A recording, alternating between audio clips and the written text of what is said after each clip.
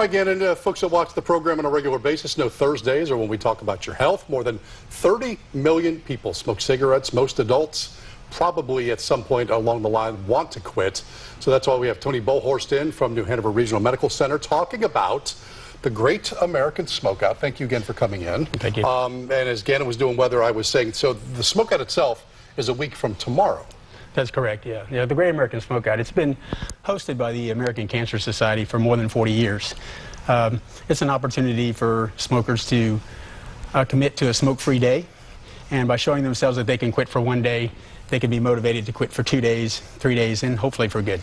I'll date us a little bit. I remember Larry Hagman when he was JR. Yes. That's the first time I remember seeing a face tied to this, where this became a big deal.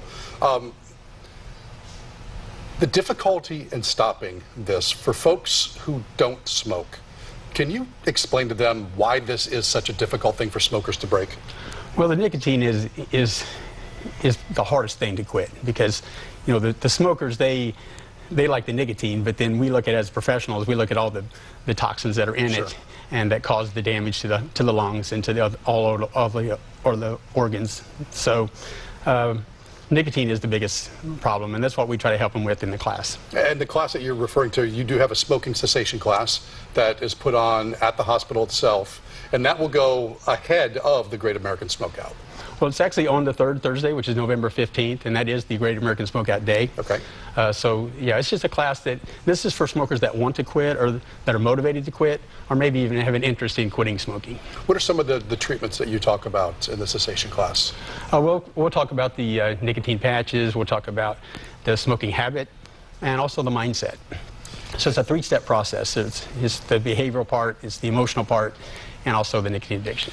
I don't know, we never rehearse these things, so I don't know if you can put an exact number on this, but for someone who's trying to quit, the odds with them or the odds against them, say the first time they try?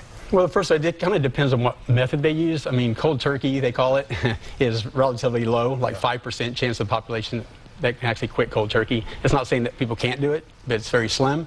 But with our class, we can actually improve that percentage up to 55%.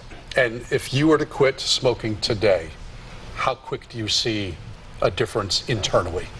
Well, you start seeing the effects right away, you know, as far as the financial part. Yeah. and as far as, you know, like your clothes, but as far as the medical and the health, usually after 2 or 3 months, you actually start seeing some better breathing, and up until 1 or 2 years. All right.